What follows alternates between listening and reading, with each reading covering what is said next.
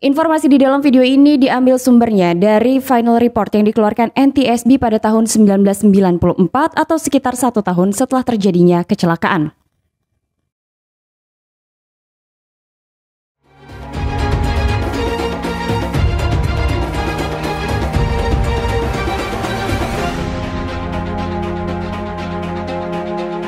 Assalamualaikum warahmatullahi wabarakatuh. Hai, hello Delvers, ketemu lagi sama aku Tamara Delv. Di video kali ini aku akan membahas mengenai sejarah penerbangan dari American International Airways, sebuah pesawat kargo yang mengalami tragedi dengan jarak sekitar 1/4 mil dari runway bandara tujuan. Apa yang terjadi? Kita take off ke kronologi. Pesawat yang digunakan dalam penerbangan American International Airways atau AIA 808 adalah sebuah pesawat DC-8. Pesawat itu diproduksi tahun 1969, awalnya dikonfigurasi untuk layanan penumpang, kemudian di tahun 1991 konfigurasinya dirubah untuk layanan kargo. Pada saat terjadinya tragedi penerbangan, pesawat itu telah mengumpulkan 43.947 total jam terbang. Ada 3 orang kru kokpit di dalam penerbangan 808. Yang pertama adalah kapten yang bertugas dalam penerbangan 808 adalah James Chapo, 54 tahun dengan 20.727 total jam terbang. Kemudian seorang first officer bernama Thomas Curran, 49 tahun dengan 15.350 total jam terbang. Yang terakhir adalah flight engineer bernama David Richmond, usianya 35 tahun dengan 5.085 total jam terbang. Pada tanggal 17 Agustus 1993, 2 orang pilot dari maskapai American International Airways telah terbang dengan rute Atlanta menuju ke North Carolina, menuju ke Michigan, kemudian ke Dallas Fort Worth, dan kembali lagi ke Atlanta. Setelah 4 penerbangan itu, pesawat tiba pada tanggal 18 Agustus pagi hari di Atlanta. Itu adalah tugas terakhir dari kedua orang pilot dan seorang flight engineer yang ikut di tengah penerbangan. Dari final report yang dikeluarkan oleh NTSB diketahui setelah tugas terakhirnya ketika pesawat itu tiba di Atlanta, kapten kembali ke rumahnya sementara 2 orang kru lainnya ini beristirahat di hotel. Nah, ketika kapten sudah berada di tengah perjalanan menuju ke rumahnya, tiba-tiba saja ia mendapatkan telepon dari pihak perusahaannya untuk kembali lagi ke bandara dan melanjutkan tugas terakhirnya dalam penerbangan 808. Sehingga sang kapten ini menghubungi istrinya dan mengatakan ia harus kembali lagi ke bandara. Nah, ketiga orang ini akhirnya dipertemukan lagi pada penerbangan 808 yang akan terbang dengan rute Atlanta menuju ke Norfolk dan setelahnya akan terbang lagi menuju ke Guantanamo Bay dan terakhir menuju ke Atlanta. Itu adalah tugas terakhir mereka di tanggal 18 Agustus. Maka kemudian ketiga kru kokpit ini akhirnya berangkat dari Atlanta dengan menggunakan sebuah pesawat DC-8 yang baru. Pesawat itu terbang pagi hari dari Atlanta menuju ke Norfolk. Setelah itu pesawat mendarat di Norfolk dan semuanya normal. Setelah selesai mengangkut barang, maka penerbangan itu kembali take off dari Norfolk menuju ke Guantanamo Bay pada pukul 14:13 siang waktu setempat. Sedikit informasi tambahan, Guantanamo Bay yang akan dituju oleh penerbangan 808 ini adalah sebuah pangkalan milik Angkatan Laut dari Amerika Serikat. Nah, pada tahun 1993 itu adalah pangkalan kecil yang berbatasan dengan Kuba. Penerbangan 808 itu membawa kargo berupa makanan dan juga surat menuju ke Guantanamo Bay yang mudah rusak. Penerbangan siang hari itu normal. Pada pukul 16:34 sore waktu setempat untuk pertama kalinya first officer mulai menghubungi menara kontrol atau petugas pengatur lalu lintas di Guantanamo Bay. Mereka melaporkan bahwa penerbangan 808 sedang berada di ketinggian 32.000 kaki. Saat itu penerbangan 808 mendapatkan instruksi dari menara kontrol untuk mendarat di runway 10. Nah, ketiga kru penerbangan 808 ini bingung karena sebelumnya mereka diinstruksikan untuk mendarat di runway 28. Nah, akhirnya setelah berkomunikasi, pesawat itu diizinkan untuk mendarat di runway 28. Tapi secara tiba-tiba 7 menit kemudian, kapten mengatakan kepada first officer-nya untuk melapor bahwa mereka akan mendarat di runway 10. Mengutip dari Air Crash Investigation, semua semua pesawat militer ataupun pesawat sipil yang akan mendarat di Bandara Guantanamo Bay ini harus berhati-hati karena wilayah udaranya berbatasan dengan wilayah Kuba. Maka para pilot dari penerbangan yang akan mendarat di runway 10 diberi tanda pembatas berupa lampu strobo atau strobe light untuk memandu setiap penerbangan tetap berada di jalur aman agar tidak memasuki wilayah Kuba. Ketika pesawat DC-8 milik penerbangan 808 ini jaraknya semakin dekat dengan runway 10, saat itu ketiga kru kokpitnya mulai bersiap untuk sebuah pendaratan. Namun anehnya Kapten masih belum bisa melihat runway dan ia juga belum melihat lampu strobo. Sehingga Kapten menanyakan kepada dua rekannya di mana lampu strobo. Nah, dua rekannya ini menunjukkan di sebelah sana. Tapi Kapten anehnya masih belum bisa melihat keberadaan lampu tersebut. Selain Kapten masih belum bisa melihat letak dari lampu strobo, saat itu juga Kapten berkali-kali meminta kepastian posisi bandara kepada kru kokpitnya. Saat itu kru kokpit sudah mengatakan bahwa runway-nya ada di sebelah kanan. Selain Kapten belum bisa melihat lampu strobo yang menjadi pembatas wilayah udara Guantanamo Bay dengan Kuba, Kapten juga masih kebingungan mengenai posisi dari runway. Meskipun kedua kru lainnya ini sudah menjelaskan di mana posisi runway 10. First officer kemudian memberitahu Kapten bahwa ketinggian pesawat sudah 1.400 kaki. Maka ini adalah ketinggian yang cukup terlambat untuk menurunkan roda pendaratan dan juga mengatur flaps. Saat itu Kapten seperti terganggu mendengarkan informasi dari first officer. Ia mengatakan oke untuk turunkan landing gear dan juga mengatur flaps. Tapi ia tetap menanyakan di mana lampu strobo itu. Kedua kru kokpit lainnya merasa bahwa pesawat ini tidak dikonfigurasi dengan tepat untuk pendaratan. Sampai-sampai first officer ini menanyakan kepada Kapten, apakah dia bisa mendaratkan pesawat itu? Kapten dengan santainya menjawab, ia yakin akan mendaratkan pesawat itu dengan aman jika ia sudah melihat lampu strobo. Pesawat itu mulai berbelok ke kanan. Setelah pesawat berbelok ke kanan, pesawat kembali lagi berbelok dan ini adalah belokan yang kritis. Pesawat itu sudah terlalu rendah. Kapten menyadari masih belum melihat runway. Dia terlambat memperbaiki posisi pesawatnya. Untuk mengimbanginya, ia kemudian membuat sebuah belokan curam 2 kali lipat dari belokan normal. Belokan dengan sudut yang curam itu adalah belokan yang menuju ke runway 10. Pada saat pesawat itu berbelok dengan sangat curam menuju ke runway 10, kecepatan udara yang dibutuhkan adalah 147 knot. Saat itu flight engineer mengingatkan Kapten untuk meningkatkan kecepatan udara karena kecepatan udara yang terlihat dari instrumen kokpit menunjukkan 140 knot. First officer dan flight engineer terus mengingatkan Kapten mengenai kecepatan udara dan posisi pesawatnya. Tapi sampai saat itu Kapten justru fokus pada pencariannya terhadap lampu strobo. Kedua kru kokpit lainnya bingung dengan keputusan Kapten, sementara Kapten juga kebingungan karena ia belum melihat runway dan juga lampu strobo. Padahal posisi pesawatnya sudah semakin dekat dengan runway 10. Dan secara tiba-tiba ketika Kapten masih sibuk mencari lampu strobo, sistem komputer penerbangan mengaktifkan peringatan stick shaker karena pesawat itu banking 55 derajat. Pesawat itu mengalami stall. Dan ketiga orang di ruang kokpit itu baru menyadari pesawat mengalami stall ketika mendengar peringatan stall warning. Maka ketiga orang di kokpit itu panik. Mereka langsung memegang tuas throttle secara bersama-sama dan mendorong throttle agar mendapatkan power yang maksimal.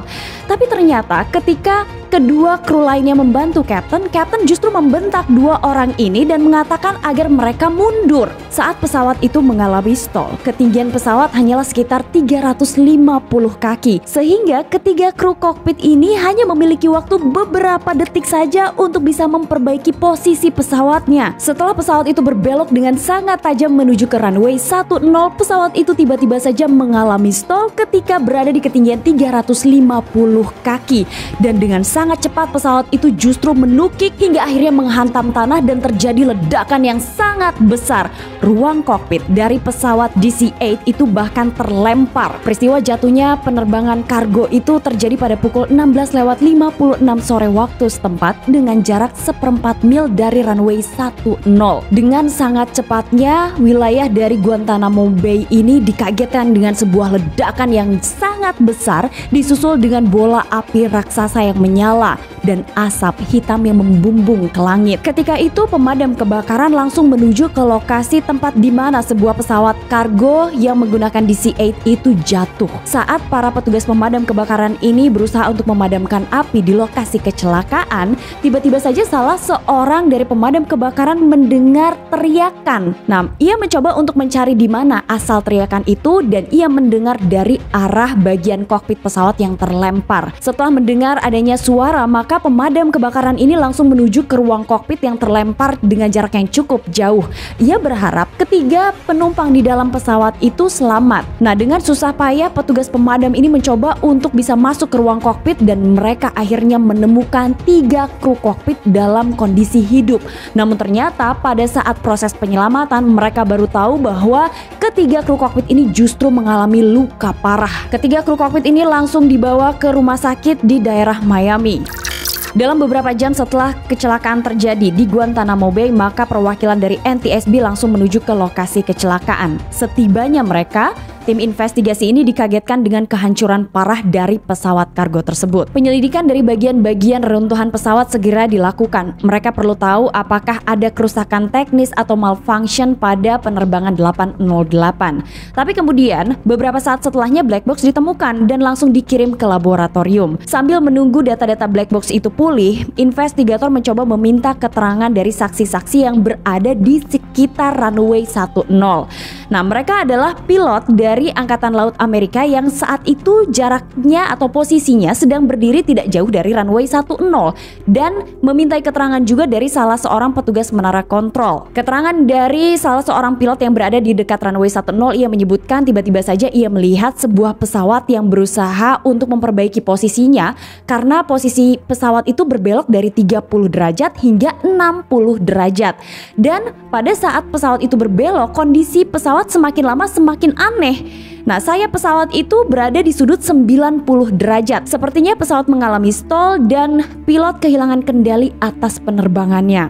Sementara itu dari keterangan menara kontrol, tim investigasi mengetahui bahwa ada permintaan aneh dari pilot penerbangan 808 di mana secara tiba-tiba Kapten meminta agar pendaratan dilakukan di runway 10 padahal sebelumnya mereka meminta untuk mendarat di runway 28. Setelah data dari black box pulih, data FDR ini digunakan oleh investigator untuk mensimulasi penerbangan 808. Mereka mulai melihat posisi dari belokan pesawat. Jadi mereka mengetahui bahwa pesawat ini belok terlalu dini, setelah itu pesawat justru berbelok dengan sangat curam. Jadi tim investigasi ini melihat bahwa pesawat itu berbelok terlalu dini dan setelahnya berbelok kembali dengan sudut yang sangat curam. Pada saat pesawat itu berbelok dalam posisi curam, di saat itulah kemungkinan terjadi kemacetan aerodinamis sementara pilot tidak bisa memperbaiki posisi pesawatnya. Tapi pertanyaan dari investigatornya adalah kenapa kru melakukan belokan yang sangat tajam dan aneh. Tim investigasi mengetahui sebuah bukti bahwa kedua pilot penerbangan 808 belum pernah mendaratkan pesawatnya di runway 10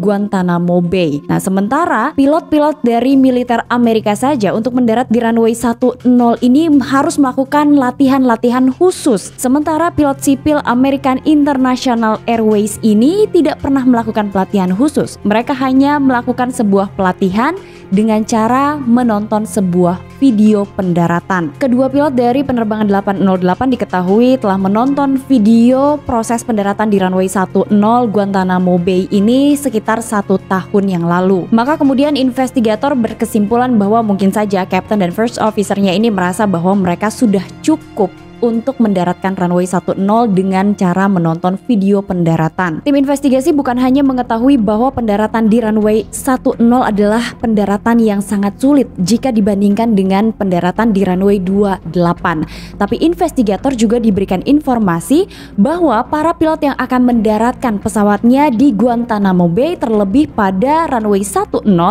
mereka tidak boleh melewati batas wilayah udara Kuba karena di sana ada penjaga-penjaga yang siap dengan senjata. Sehingga investigator juga mengungkap bahwa mungkin saja terjadi stres dan kecemasan meningkat setelah Kapten bingung dengan runway dan lampu strobo. Karena jika ia tidak melihat lampu strobo, kekhawatiran melewati batas wilayah udara Kuba ini bisa saja terjadi. Sementara itu kedua kru lainnya dianggap panik setelah melihat Kapten ini sepertinya tidak sanggup untuk mendaratkan pesawat tersebut di runway 10.